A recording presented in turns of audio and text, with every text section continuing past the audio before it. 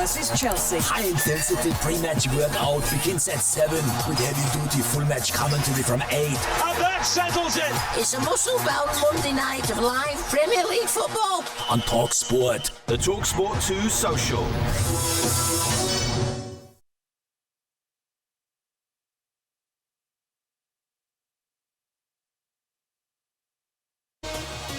The Premier League is back in session, and what a way to kick off a new campaign. Half an hour gone, Brighton 4, Aston Villa 0. It is Jack Hinchelwood again. Manchester City 2, Bournemouth 1, and Josko Vardiol has potentially won it on Enzo Maresca's debut as head coach. The BOSSED has had a lot of time to work out what he wants to do with his spot kick, and he fires it high into the top corner. Hornacek went the right way, but he couldn't keep it out, and Liverpool have rescued a point right at the end of this game. This is the Premier League, this is talkSPORT, and it's about to heat up again. Robbed, never a penalty, never a penalty. He leaves his leg out a bit. Yeah, I know. Well done. Well done for being honest. Do you know what? I was in the ground, obviously. And yes. In real time, no one complained. Do you know what I mean? Like we couldn't see a replay or anything like that, and everyone around me was like, that looks like a penalty, and it was at my end. You could see it. So. Yeah, you can't complain that much. It's just, and the thing is, you then start to compare all the other ones, don't you? Like the one that happened in the Brighton game that wasn't given, and there was one for Newcastle against Chelsea last season. Blah blah blah. That doesn't mean that one's not a penalty. I think he's looking for it. I think he's looking for it, but he's moving really quick. I think Hall would get out of the way. But yeah, it's harsh, but it's. I think it's just a heartbreak, mate. I think you deserve 3 points. Yeah, I do think you deserve 3 points, and I think as great as Newcastle were, Liverpool, I don't get it. I don't get not that I don't get what's good about them. I think they're still waiting for Wirtz and Isak to look like they really want to play for that club, and I know they want to play for that club, but like that they're settled and that they know what they're doing at that club. In terms of what they're doing in the window now. They're linked to a £140 million left winger when Cody Gakpo, but by the way, their fans can't stand Cody Gakpo. He's been their best attacker for 18 months, 2 years? Easily. He was the best attacker on the pitch. Easily. They want to get him out. They want to get Barkler in. Meanwhile, Rio and Gamora is just kicked over to the other side of the pitch. Well, I don't know about you. I thought he was completely ineffective. Yep. And that's not his fault. He's 17. He's on the wrong side. They need it, in my opinion, need a holding midfielder. The French centre-back, Jacquet, yeah. What do you think? Yeah, it was all right. Not great. Lightweight for me. Seriously lightweight. And actually, just the midfield that's the interesting one for me, because that was the thing I was most concerned about before the game. Obviously, you've got Steur's just come in. He's 18 years old, from Ajax, first game in the Premier League, and he's next to Miley, who's only he's a couple of years older than him, and he's the more senior one, being like, I'm going to have to kind of coach you through a Premier League game. And they bossed that midfield in a lot of ways. I tell you what, you mentioned the penalty there. Matthias Jaisler after the game says that the late penalty given to Liverpool in that game wasn't for the good of football. I love him, by the way. We'll come on to that in a moment. But he said that he was really impressed with his side, but knows they can get better. I think it's a really soft one, a really soft penalty, and if you give that, then you will see so many penalties throughout the match, throughout the season. And I don't know if this is the benefit for that sport.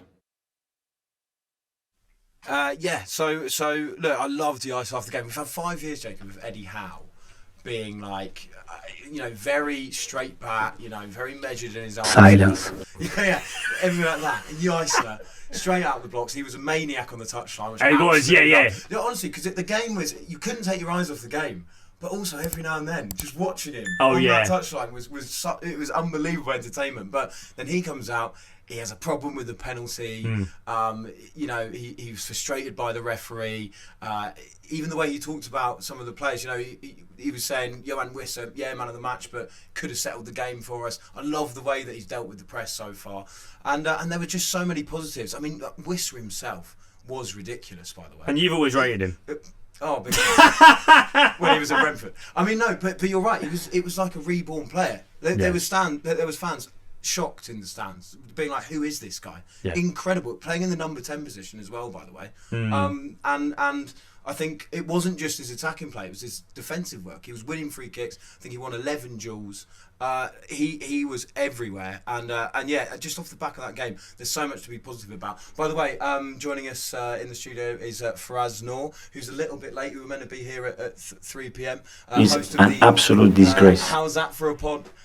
So what were you doing? Were you out with the England cricketers last night? If you come in late, is that what's happened, mate? Me and Brad and Cass had a good night, didn't we? We had a good night, and just lucky Ali wasn't in handcuffs, and he was, you know what I mean? So, no, overrunning with how's that for a pod, but yeah, always a pleasure to come and join you, lads. By the way, I was listening to you there, Olly, class, but yeah, always a pen, mate, always a pen. Yeah, cheers. But who'd you support again? Yeah, maybe we didn't get on great the weekend, but no. Lost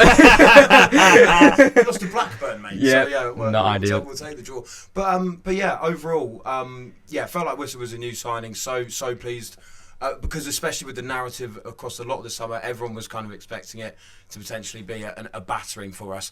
But it goes back to your point, Jacob. Liverpool, so unimpressive. When you think about the fact that Geisler has come in, he's been there about 3 or 4 weeks.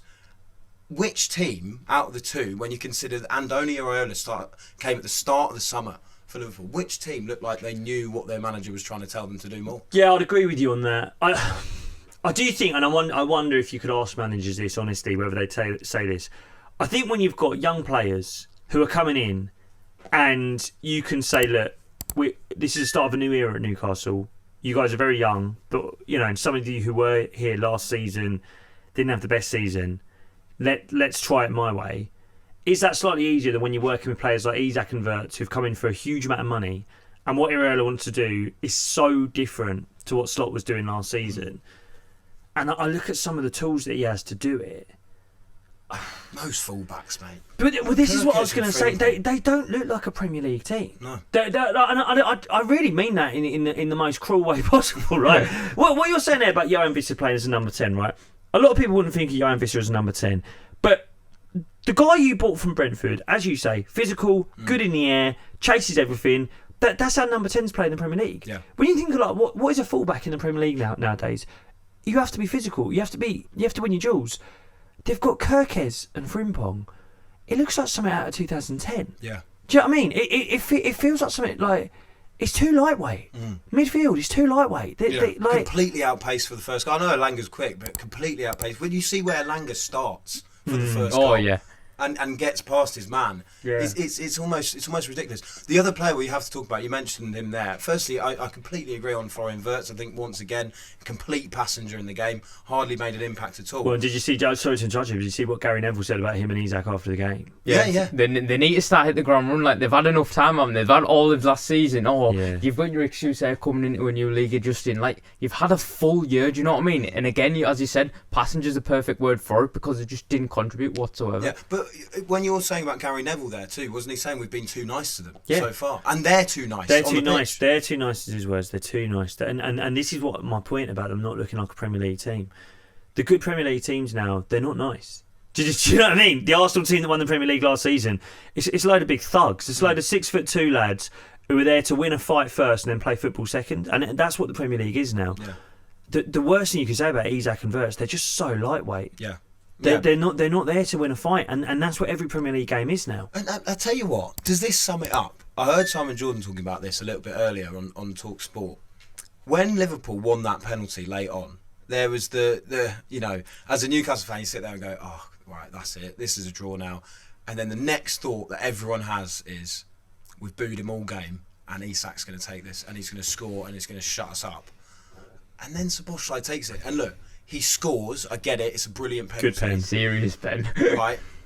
But Isak should be taking that. Isak should be stepping up and saying, no, I'm having this. I'm having this. They booed me all game. This is the moment for me when maybe my form turns around. And instead, he hides. He gives it to Szoboszlai. Well, I've got to say, and you won't agree with this being a Newcastle fan, but I was a massive Alexander Isak fan 18 months ago. Like I looked at him and I was like, all the things I don't like about Haaland, it's not that I don't like Haaland, but sometimes he's a bit lumpy. Do you know what I mean? So sometimes he doesn't really influence the game. I like my strikers like my Van Persies, my Henrys back in the day, who you could kind of put them anywhere on the pitch. They're as much creators as they are finishers.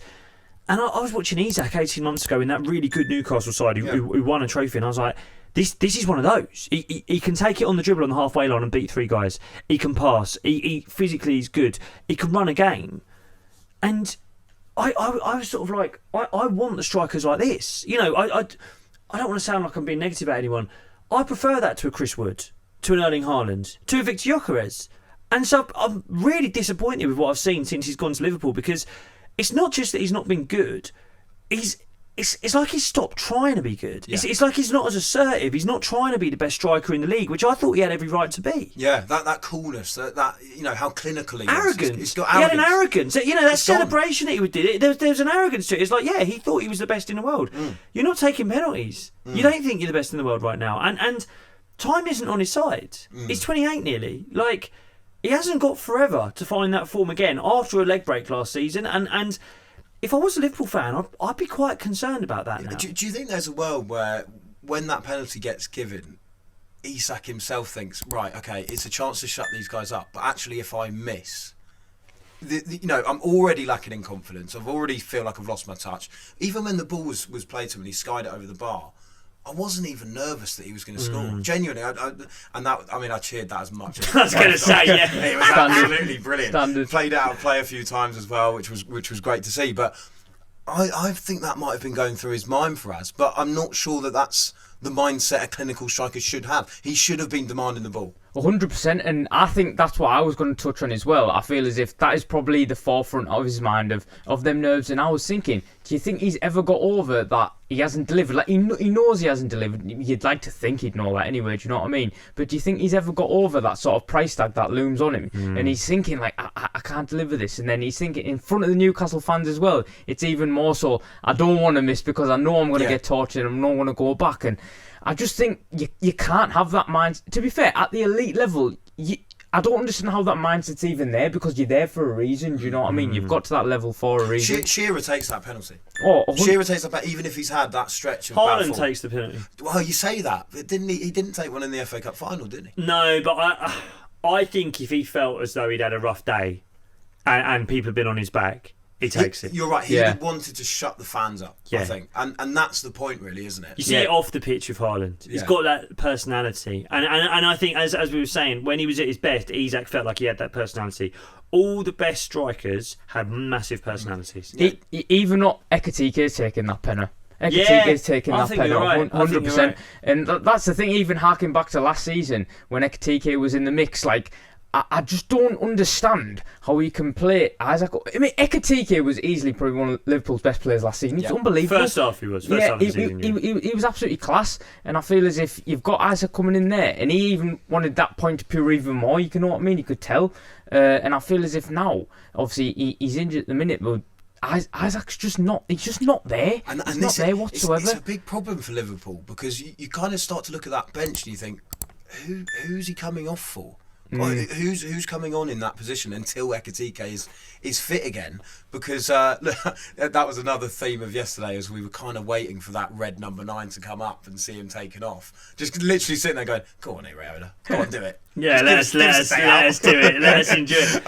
It's like you say, Clink. Like on the one hand, it's like, well, what do they do until Ekitike's back? But then I can't help but think, what do they do when Ekitike is back? Because you can't put one of them on the bench, can you? No, but you can. Isak's not performing. You don't play him. Like, just because you've paid that much money for him, do you know what I mean? Like, it doesn't mean that you can have in below par performances and then carry on playing just because on that price tag alone. Like, if you're not playing, if you're not playing well, you shouldn't be playing. You're there for merit. Do you know what I mean? I feel as if, you can't have the conversation, you can't play both of them. If it's not working, then play the best one, and that is clearly Ekitike. Yeah, just very quickly, do you think that Gary Neville's right? I know he said that Isak and Wits are too nice as players, but I also think he said that we've been too nice to them. We've given them a pass. I guess with Isak, he had the injury issues, but has that been used too much as a bit of a blame? Because he played a lot of games before he got injured. He played 19 games before he got injured, by the way. And have you been nice?